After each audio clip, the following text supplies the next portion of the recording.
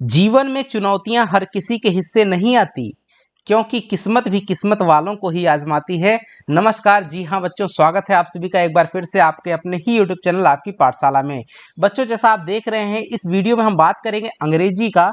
ये वीडियो रहने वाला है बड़ा ही स्पेशल, क्योंकि इसमें 5 नंबर का एक क्वेश्चन आपके बोर्ड एग्जाम में अभी से ही फिक्स हो गया है। इसको लिख करके ले लो, आप अपनी कॉपी में उठा लिए। जो क्वेश्चन आपको बताने वाले हैं उनको आप यहाँ पे नोट करके साथ रख लेंगे और इसको एकदम याद कर लेना है, रट लेना है। इसके अलावे आपको याद नहीं करना है। एक क्वेश्चन यहां से मिलने वाला है, वो बात कर रहे हैं हम कैरेक्टर स्केच की। तो चलिए देखते हैं कौन कौन से खास कैरेक्टर स्केच हैं जिनको हमें पढ़ करके रखना है। उनके अलावे कैरेक्टर स्केच में और कोई क्वेश्चन नहीं आएगा। हाँ, एक खास बात और अभी आपको बताएंगे आगे चल के। चलिए देखते हैं। पहला क्वेश्चन है, कैरेक्टर स्केच हमको भोली का लिखना है। ये 5 नंबर के कैरेक्टर स्केच आते हैं।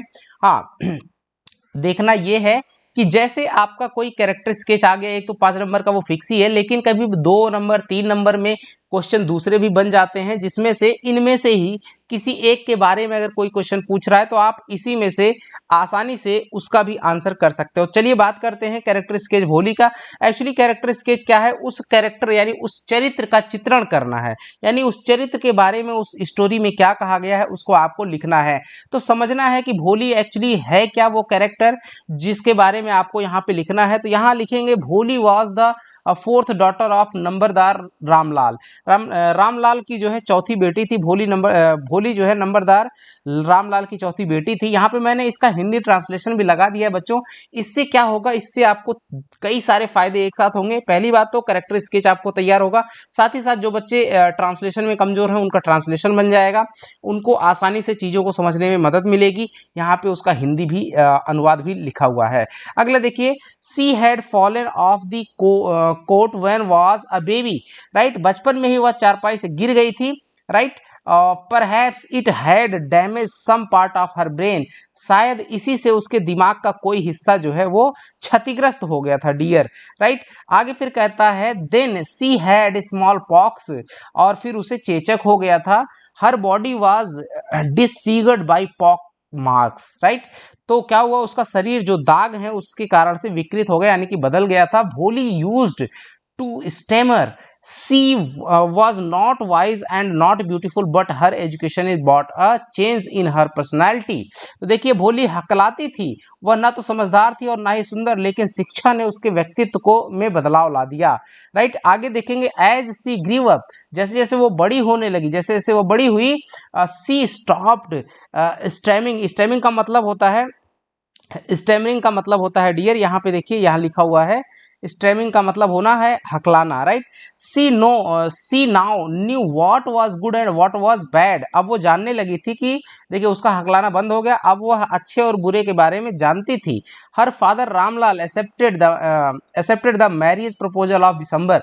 राइट, उसके पिता रामलाल ने भोली के लिए पंसारी जो था, बिसंबर, पंसारी का मतलब पान की दुकान चलाने वाला, बिसंबर का विवाह प्रस्ताव स्वीकार कर लिया। राइट, द ग्रोसर ऑफ भोली, but he demanded a dowry of 5000। Dowry का मतलब होता है दहेज। राइट, लेकिन उसने 5000 रुपए की दहेज मांग लिया। कई बार क्वेश्चन बनता है कि बिसंबर ने कितने रुपए की डॉवरी मांगी थी, तो दहेज के रूप में कितना मांगा था, 5000 रुपए मांगा था। Right, on the marriage day Bholi refuse to marry a greedy. और क्या करता है, विवाह के दिन भोली ने एक लालची, दुष्ट और घृणित व्यक्ति से विवाह करने से इनकार कर दिया। Right, and hateful person. Education had दस मेड भोली अ वाइज गर्ल। तो क्या हुआ, इस प्रकार से शिक्षा ने भोली को एक समझदार लड़की बना दिया था। तो इतना लिखना है। अब एक्चुअली क्या था कि भोली, अब आप सीधा सीधा समझना है कि भोली है क्या। अगर आपके दिमाग में बैठा हुआ है डियर, तो आप तब भी अपने आप से क्वेश्चन को बना करके लिख सकते हो। जैसे क्या, अगर हिंदी भी आपके दिमाग में बैठी, यानी स्टोरी आपके दिमाग में होनी जरूरी है। जैसे नंबरदार रामलाल की बेटी थी भोली, बचपन में वो चारपाई से गिर गई थी, शायद इसी के कारण उसके दिमाग का कोई हिस्सा क्षतिग्रस्त हो गया था और उसको चेचक भी हो गया था, जिसके कारण से उसका शरीर जो है वो विकृत हो गया था, थोड़ा सा अच्छा नहीं लग रहा था। राइट, और वो थोड़ी उतनी सुंदर भी नहीं थी, ना तो उतनी जो है शिक्षित भी, समझदार भी नहीं थी। इसलिए न तो समझदार थी न सुंदर थी, लेकिन जो शिक्षा है, पढ़ाई लिखाई ने उसके पर्सनालिटी में बहुत बड़ा बदलाव लाया।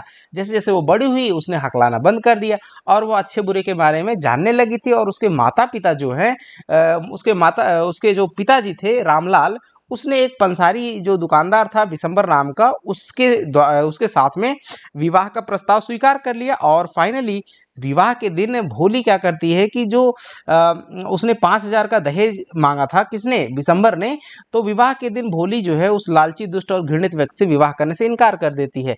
तो ये बात कैसे साबित हुई, तो ये जो बदलाव आया, इतनी होशियार कैसे हो गई भोली, तो शिक्षा ने, एजुकेशन ने भोली के पर्सनालिटी को इतना ग्रूम कर दिया, इतना बढ़िया बना दिया। चलिए अब बात करते हैं दूसरे। आई होप कि आपको ये बढ़िया से समझ में आया होगा। और आपको बता दें इस साल ये 2-3 साल से नहीं आया है भोली, इसलिए बहुत ही इंपॉर्टेंट कैरेक्टर बन जाता है। तो इसलिए देखेंगे अगला क्वेश्चन। देखिए, give the character sketch of Griffin. Griffin का कैरेक्टर स्केच देखना बड़ा इंपॉर्टेंट, इस साल ये आया था 2024 में। तो देखिए, Griffin was a brilliant scientist, ये एक बहुत ही महान वैज्ञानिक था। देखिए, ग्रिफिन एक प्रतिभाशाली वैज्ञानिक थे। He had carried out of number of experiments to develop a technique of turning human body transparent and making it invisible. देख रहे हो क्या बनाया था उसने, उन्होंने मानव शरीर को पारदर्शी और अदृश्य बनाने की टेक्निक विकसित कर ली थी और कई प्रयोग किए थे। यह वास्तव में एक महान खोज थी, राइट। और ग्रिफिन ने इसका उपयोग मानव जाति के लाभ के लिए नहीं किया। देखिए, it was really a great discovery but Griffin did not use it for a benefit of Mankind. He misused it, उन्होंने इसका दुरुपयोग किया। आगे क्या कहता है, ही was not a true scientist, वह एक सच्चा वैज्ञानिक नहीं था, वो एक सच्चे वैज्ञानिक नहीं थे। आगे देखिए, as a matter of fact he was a lawless person. आगे देखिए, यहाँ पे इसका मतलब है कि वास्तव में एक अराजक व्यक्ति थे, लॉलेस पर्सन यानी कि कानून न मानने वाला, right. He set fire on the landlord's house, right, entered a London store where he broke open the boxes and put on warm clothes. देखिए, इसका मतलब क्या हुआ कि उन्होंने जमींदार के घर में आग लगा दी, लंदन की एक दुकान में घुसकर बक्सों को तोड़ा और गर्म कपड़े पहन लिए या चुरा लिए, राइट। आगे देखिए क्या है, in leaping village, right, in Epping Bridge he stole the clergyman's money and hit Mrs. Hall first with a hat and then with a chair।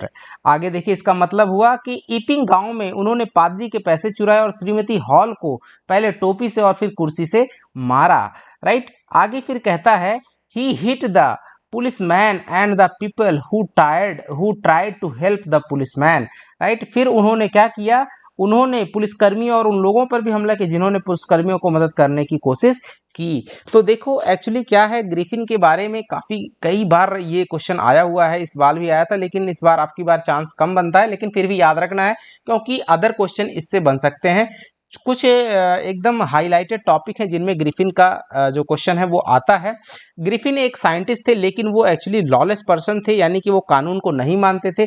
उन्होंने एक ऐसा अजीबोगरीब चमत्कार किया था जिससे हम शरीर को क्या कर दें, ट्रांसपेरेंट, एकदम पारदर्शी बना के इनविजिबल बना ले, यानी कि सामने खड़ा है आदमी तो उसको देख नहीं पाएगा, राइट। ये वास्तव में एक महान खोज थी, लेकिन ग्रिफिन जो है इसका उपयोग मानव जाति के लाभ के लिए नहीं कर रहा था, उसका दुरुपयोग किया। वह एक जो है सच्चा वैज्ञानिक इस कारण से नहीं था, वास्तव में एक अराजक व्यक्ति था, राइट। उन्होंने जमींदार के घर में घुस करके उसमें आग लगा दी और लंदन की दुकान में घुस के बक्सा तोड़ करके गर्म कपड़ा जो था उसका वो पहन लिया था। और एक गांव में जो इसका नाम था ईपिंग गांव में उन्होंने पादरी के पैसे चुराए और श्रीमती हॉल को टोपी और कुर्सी से मारा। उन्होंने पुलिसकर्मी को उन लोगों पर भी हमला किया जो पुलिसकर्मियों को मदद करने की कोशिश की, ठीक है। तो इतना आपको ध्यान रखना है, और अगर कोई क्वेश्चन आता है जो इनसे रिलेट करता है तो आप इनके आंसर वहां पर भी इसी में से दे सकते हैं। अगला, give a character sketch of Horace Danby, right. Horace Danby का कैरेक्टर स्केच अब की बार है, यहाँ पे काफी इंपॉर्टेंट क्वेश्चन है। देखिए, हॉरेक डेनबी वाज अनमैरिड, ये जो है अविवाहित था Horace Danby. He was about 50 years old, right, वो 50 साल का था लगभग। He was a good nature man, वो बहुत ही अच्छा व्यक्ति था। देयरफॉर एवरीवन लाइक हिम, इसलिए सभी उसको प्रेम करते थे या पसंद करते थे। He was Fairlie successful in his profession, वो जो है एकदम निसंदेह अपने प्रोफेशन में सक्सेसफुल था। ऑफ लॉक मेकिंग, किस प्रोफेशन में, लॉक मेकिंग यानी कि ताला बनाने के प्रोफेशन में एकदम निपुण था। ही always minded his own business and live peaceful, वो अपने बिजनेस को बहुत ध्यान देता था और बिल्कुल पीसफुल तरीके से रहता था। वे हमेशा अपने काम में काम रखते थे और शांतिपूर्वक रहते थे। देखिए, he was considered a good and respectable citizen.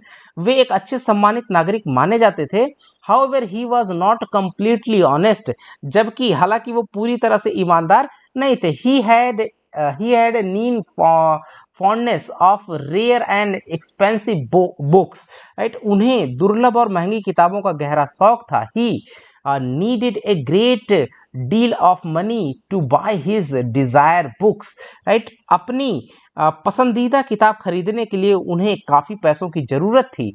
He started committing thefts with a few of meeting his expense of on book, right। किताबों पर खर्च पूरा करने के लिए उन्होंने क्या किया, चोरी करना शुरू किया। अब सोच के देखिए, चोरी क्यों कर रहा है, उसको किताबें पढ़ने का शौक था और अपनी पसंदीदा किताब खरीदने के लिए वो चोरी कर रहा था। Nevertheless Horace Danby was a typical thief. आगे कह रहा है, फिर भी हॉरेक डेनबी एक सामान्य चोर था। He robbed just one safe every year. वो सिर्फ क्या करता था, हर साल में बस एक तिजोरी लूटता था। सेफ का मतलब तिजोरी। More over he stole Moreover, he stole only from those who had a lot of money। और चोरी भी किसके यहाँ करता था, वो अलावा उन लोगों के यहाँ चोरी करता जिसके पास बहुत पैसा होता था। He never thought of hurting anybody. उसका विचार किसी को हर्ट करना नहीं था। उन्होंने कभी किसी को चोट नहीं पहुंचाने के बारे में सोचा। Therefore he did not carry any weapons. इसलिए वो कोई हथियार नहीं रखता था। The lady outwitted him only because he trusted her। देखिए, महिला ने उन्हें केवल इसलिए मात दी क्योंकि उन्हें उस पर भरोसा था, right. he feared the prison। उन्हें जेल का डर था, इसलिए वह आक्रामक होने के बजाय therefore he was submissive rather than aggressive, right. इसलिए वो आक्रामक होने के बजाय क्या थे, विनम्र। सबमिसिव मतलब विनम्र।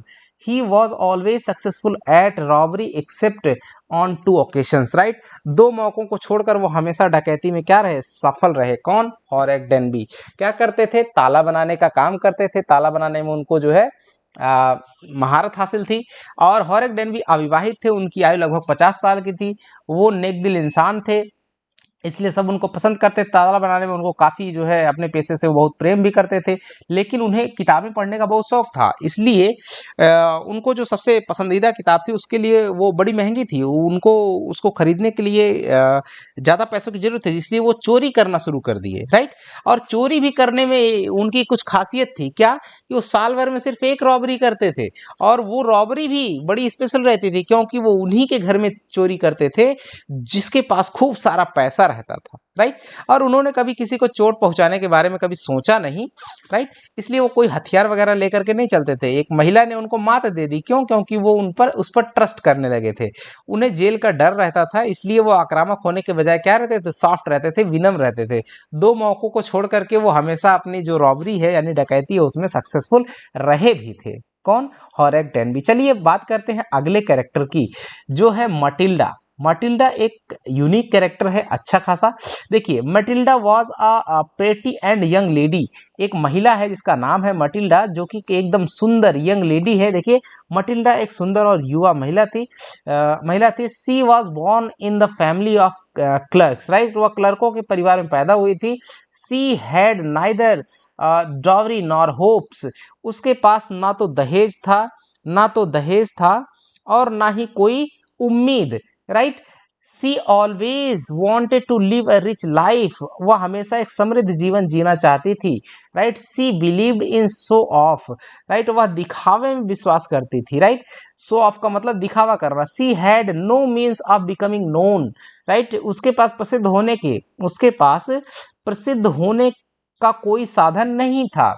तो सी वॉज एम्बिशियस लेडी। वह एक महत्वाकांक्षी महिला थी, वह लोकप्रिय होना चाहती थी। She wanted to become popular. She wanted to be love by everyone. वह चाहती थी कि सभी उसे प्यार करें, right. She wanted to marry a man either rich or distinguished. वह एक अमीर या प्रतिष्ठित व्यक्ति से शादी करना चाहती थी, राइट। अब आगे देखते हैं। बट लास्टली, अंत में, सी मैरिड ए पेटी clerk in the office of board of education, right. लेकिन आखिरकार उसने शिक्षा बोर्ड के कार्यालय में एक छोटे से क्लर्क से शादी कर ली। देखिए उसके सपने जो है कैसे बैठ गए। वो बहुत बड़े आदमी से, बहुत प्रतिष्ठित आदमी से शादी करना चाहती थी, लेकिन वो एजुकेशन बोर्ड के एक छोटे से ऑफिस के क्लर्क से जो है शादी करती है। आगे कहता है कि she was simple but she was unhappy. वो साधारण थी लेकिन वो दुखी थी। She always suffered from poverty at both the homes of her husband and parents, right. वो हमेशा अपने पति और माता पिता दोनों के घरों में गरीबी से पीड़ित थी, right. She was a short tempered but tactful lady, right. वह एक शांत स्वभाव वाली लेकिन व्यवहार कुशल महिला थी, right. She would not like to miss a chance to become popular, right. वह लोकप्रिय होने का कोई मौका छोड़ना नहीं चाहती थी। सी वॉज ऑनेस्ट टू, बहुत ईमानदार थी। लेकिन she return the necklace of madam Forestier, right. इसलिए उसने मैडम फॉरेस्टर का हार लौटा दिया, right. Forestier and bore all sort of hardship, Forestier ने सभी प्रकार के कष्ट सहे उस दौरान, राइट। चलिए बात करते हैं अब एक लास्ट कैरेक्टर, जो लास्ट आपका कैरेक्टर स्केच है। तो बच्चों ये 5 कैरेक्टर स्केच में 4 हमने बात कर ली, अब 5वें की बात करते हैं। इसको हल्के में नहीं लेना है वीडियो को, राइट, क्योंकि ये बहुत ही स्पेशल रहने वाला है। आपके एकदम टू दी पॉइंट बोर्ड की ही सारी बातें होने वाली हैं। देखिए right character sketch of Hari Singh, इसको हम ऐसे भी लिख सकते हैं, right character sketch of the thief. What kind of a boy was narrator in the beginning, how was he changed a person in the end of the story. तो ये इतने भी क्वेश्चन इस तरह से पूछ सकते हैं, और करके लिखा हुआ है। तो आंसर में लिखिए the narrator of the story is a thief, right. जो इस स्टोरी का, कहानी का जो नरेटर है वो एक चोर था। He passes his time in stealing और working at different places. He needs a place to live in, so he makes friends with Anil, right. He works for Anil, he buys things for Anil from the market, he makes about a rupee a day from this, but the company of Anil brings a change in his mind. Anil teaches him also. The thief steals Anil's money, right. He wants to go to Lucknow, but he does not go. He find himself completely changed. He wants to an educated person. He come back to Anil's room and put the money back. देखिए कहानी का जो वाचक है, narrator को वाचक बोलते हैं, यानी वक्ता जो कहने वाला है, वाचक, वह अपना समय चोरी करके अलग अलग जगहों पर काम करके बिताता है। उसे रहने के लिए जगह चाहिए थी, इसलिए वह अनिल से दोस्ती करता है। इसका मीनिंग है वह अनिल के लिए काम करता है, वह अनिल के लिए बाजार से चीजें खरीदता है, इसलिए वह रोजाना लगभग 1 पैसा मिल जाता था। लेकिन अनिल की संगति उसके मन में बदलाव लाती है। अनिल उसे सिखाता भी है। चोर अनिल के पैसे चुरा लेता है। वह लखनऊ जाना चाहता है लेकिन वह नहीं जाता। वह खुद को पूरी तरह बदला हुआ पाता है। वह एक शिक्षित व्यक्ति बनना चाहता है। वह वापस अनिल के कमरे में आता है और पैसे वापस रख देता है। देखिए होता क्या है कि कहानी का जो स्टोरी है, इसका जो नरेटर है, वाचक है, वो एक चोर होता है। वो अपना समय जो है ज्यादातर चोरी करके बिताता था, लेकिन अचानक से वो अपने जैसे जगह जगह पर रहने के लिए अलग अलग फ्रेंड बनाता था। एक दिन ऐसे ही घटना होती है, तो अनिल नामक व्यक्ति से वो दोस्ती करता है। इसलिए वो अनिल के लिए काम करने लगता है, उसके लिए बाजार चीजें खरीद के लाता है, उसके लिए आपको कुछ पैसा भी दे देता है अनिल जो है उसको। लेकिन जो अनिल की संगति से, अनिल जो है काम करने वाला था, अनिल अच्छा व्यक्ति था, तो अनिल की संगति से उसके मन में बदलाव आता है। किसके मन में? जो नरेटर था, राइट। तो नरेटर कौन है यहाँ पे? एक्चुअली हरि सिंह है। चोर कौन है? हरि सिंह। यहाँ पे देखिए हरि सिंह है। तो हरि सिंह के मन में जो चेंज आता है, बदलाव आता है अनिल की संगति से, तो अनिल उसको सिखाता भी है कि इस तरह से, मतलब ये सब चीजें गलत हैं। चोर अनिल के पैसे चुरा लेता है। कौन चोर? हरि सिंह, राइट। हरि सिंह जो है पैसे चुरा लेता है। वो लखनऊ भाग के जाना चाहता है लेकिन वो नहीं जाता। क्यों? क्योंकि हरि सिंह के मन में, यानी कि उस चोर नरेटर के मन में जो है जो चेंज आया हुआ रहता है, किसके कारण से? अनिल के कारण से। इसलिए वो लखनऊ जाना चाहता है लेकिन जाता नहीं है। वो खुद को पूरी तरह बदला हुआ पाता है। वह एक शिक्षित व्यक्ति बनना चाहता है। उसके मन में आ गया कि वो भी अनिल की तरह एक शिक्षित व्यक्ति बने। वह वापस अनिल के कमरे में जा करके और उसके पैसे वापस रख देता है। तो आई होप डियर कि आपको ये 5 कैरेक्टर स्केच बहुत ही पसंद आएंगे और आसानी से आपको समझाने की कोशिश की गई है। ठीक है डियर, मिलेंगे अगले ऐसे ही कुछ खास चुनिंदा क्वेश्चंस के साथ में, जो आपके बोर्ड के लिए बहुत ही इंपॉर्टेंट रहने वाले हैं। तब तक के लिए नमस्कार, जय हिंद बच्चों।